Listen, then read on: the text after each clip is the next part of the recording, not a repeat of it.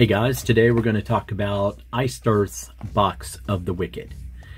This is a box set that came out in 2010. It has 2 singles, 2 albums, some bonus stuff. It is part of Iced Earth's short stint with Steamhammer Records. When Iced Earth left Century Media back in 2001, 2002, after the release of Horror Show, John and Century Media have had a tumultuous relationship, honestly going back to the time between Night of the Storm Rider and Burnt Offerings. And it's just been back and forth. And we'll talk about that, or at least a little I know about it, when we do another video on the Slave to the Dark box set. But right now we're talking about Box of the Wicked. When Iced Earth was Steamhammer, they released 3 major albums. They released The Glorious Burden, which was critically acclaimed. A lot of people loved that album. And John released Framing Armageddon, Something Wicked Part 1 in 2007, and The Crucible of Man, Something Wicked Part 2 in 2008. And then Century Media must have some sort of Svengali working for him. I don't know what the circumstances were, but John decided to go back to Century Media around 2010, I think, and they were there until the recent events that happened. So I'm going to do a series of videos talking about Iced Earth and just certain releases. And we're starting with Box of the Wicked. So again, Box of the Wicked, it came out in 2010 after Iced Earth had left Steamhammer, and what Steamhammer decided to do was take the 2 Something Wicked concept albums, along with 2 EPs or singles, however you want to look at them, related to those albums, added some bonus material, and they housed it all in this clamshell box known as Box of the Wicked. So we're going to take a look at it and see what we see. So, all right, here we go. And we start out with Overture of the Wicked, which is a re-recording. It has the single for 10,000 Strong to kind of whet your appetite for the forthcoming Framing Armageddon album that was coming out later out that year. But what they did with Overture of the Wicked was re-record the 3 songs that conclude the Something Wicked This Way Comes album from 1998, which introduced really a series of things for Iced Earth. It was Iced Earth's sort of breakthrough album in the States. It was Matt's 3rd album with them. It was the first album to feature their now iconic mascot, Set Abominate. And when that album came out and John had done interviews and stuff, and they were talking about the trilogy at the end, he said that later on he wanted to expound upon that. What John decided to do is, Tim Owens had already recorded 1 album with him. It looked like he was going to be the singer for the foreseeable future. And so he re-recorded Prophecy, Birth of the Wicked, and The Coming Curse with Tim Owens on vocals. And it is a different monster. I don't think it's better. I don't think it's worse than what Matt did. My preference is Matt Barlow's version. But I like the fact that Tim went in there and re-recorded it, because if you the trilogy becomes exactly what it's now referred to as Overture of the Wicked. It becomes this kind of introduction to Something Wicked Part 1, Framing Armageddon. And it's this very easy transition from the Overture of the Wicked into the Framing Armageddon album. And speaking of Framing Armageddon, here we go. Framing Armageddon, Something Wicked Part 1. The interesting thing, you see the barcode here, and I'm sure there's a barcode here. Yeah, so these aren't like special releases or, you know, special releases for the box set. They simply took already pressed albums and put them in this clamshell. The art is the same, the disc is the same, and yeah, the booklet is the same. Yeah, digital, the computer generated art, all that good stuff is, yeah, it's the same. So even though I had these albums individually, of course I want to try to get my hands on anything Iced Earth. Them being I'm a huge fan of theirs, so I went ahead and got that box set. But yeah, this is the first album featuring Tim Owens. I love the album, absolutely love it. When it came out, I was really anticipating it. And I say I love it. When I initially heard it, it took me a little while to get into it because of all the interludes and the sort of not even dramatic, over dramatic aspect of it. But I really like what Tim did on it. Obviously the music is excellent. John does some experimenting in there. He especially with a song like The Clouding, where you hear he does guitar work. Definitely it evokes kind of David Gilmour in certain moments, just because of, you know, the less is more approach. But it's tremendous. I think it's a tremendously good album. I really enjoyed it. It definitely excited me for the forthcoming Crucible of Man album. I could not wait for the story to conclude to see how it played out. So in between the two albums, we lose Tim Owens and we're back to Matt Barlow, which is both good and bad news. One, supposedly the breakup happened because, according to Tim, and I think Tim's being more forthright about it, no disrespect to John, but then again, it just be the way it was conveyed.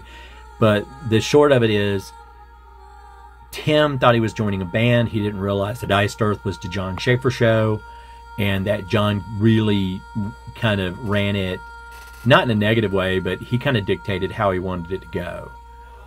Trust me, I think if John were a better singer, he would probably just do the vocals himself. It's just the way it is.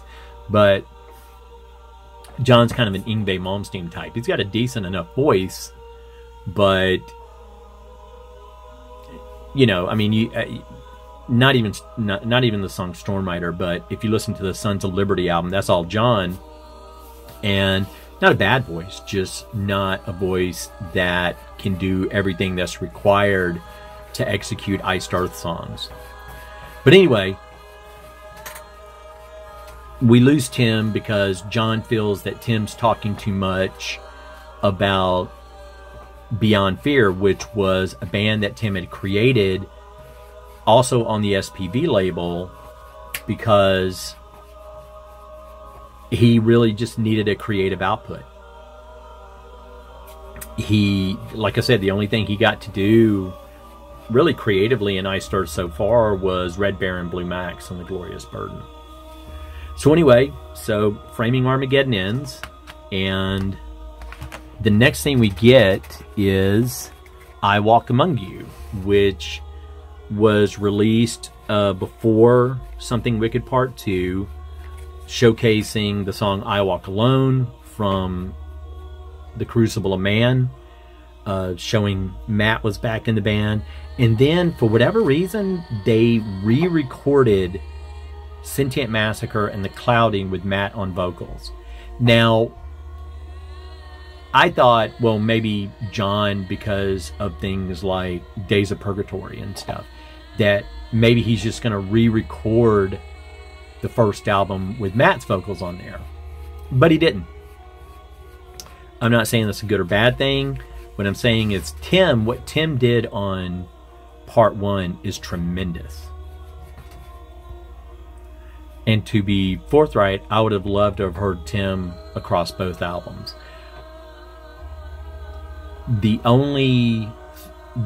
thing that Matt brings with him, that the only other singer I can really attest to in Iced Earth that has a good voice for ballads is John Greeley. Lead singer Gene Adams and Tim Owens, Stu Block. I don't think they have the best voices for ballads. I really, really don't. Stu sounds whiny and kind of just, he sounds a little nasally to me. Tim Owens, it's not bad. Yngwie Malmsteen, whoever he's singing with. When Tim does ballads, they're not the strongest. And he sounds best when he's just doing full-on heavy metal. John Greeley, who sang on Night of the Storm Rider, when you hear like Reaching the End and what was it, Before the Vision, I mean, John's got a great voice for ballads, and then of course has that tremendous voice on the rest of Storm Rider. To wit, I think John sounds the best out of anything that I've heard John sing on Storm Rider, but I'll get into that when I do the Slave to the Dark. Hearing Matt sing The Clouding, Matt always, whenever he does a ballad, always has this kind of melancholy feel to it. And he sounds brokenhearted. And good or bad, I love that. So here we go, Something Wicked Part 2, The Crucible of Man. Again, none of these are special prints or whatever. This is the standalone album you could have bought on its own when it was originally released back in 2008. And the book's the same, everything, and concludes the story. There's some terrific tracks on here. And like I said, no disrespect to Matt, but it would have been nice, one, for consistency to have Tim sing on both. But anyway, they talk about a special book. I take it this is the book. So what do we get with the book? Okay, expanded art of the second album.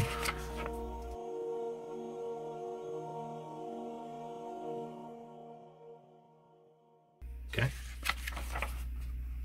Computer art with two different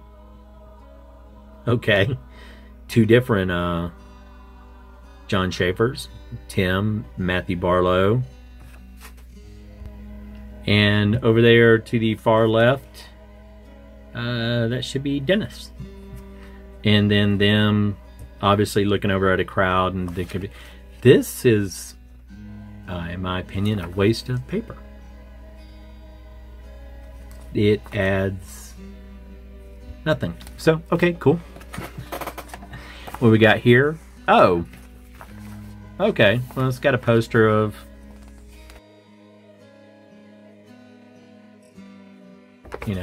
Something Wicked Part 1. So, yep. Okay. And just Something Wicked Part 1. No Part 2. This is weird. Obviously, it was a cash grab to an extent, but they got my cash, so there you go. And this is the bonus disc with Matthew singing one more song off the first recording originally done by Tim Owens for A Charge to Keep, which I've heard, and I like his rendition of it without a doubt. And then we have 3 tracks live from the Grasspop Festival in 2008, Dark Saga, Iced Earth, and Pure Evil. In Grasspop 2008, so that'd be Matt on vocals. You know, it would make sense, or if they really wanted to do something, and I'm sure they had access to it, you did a re-recording of Charge to Keep and you put that on there. Okay, that's all well and good. And granted, when this came out, I believe like a year later, the Festivals of the Wicked came out. But when this came out, Festivals of the Wicked hadn't been released by Century Media yet. For the fans, give us 3 live tracks of classic Iced Earth with Tim Owens singing.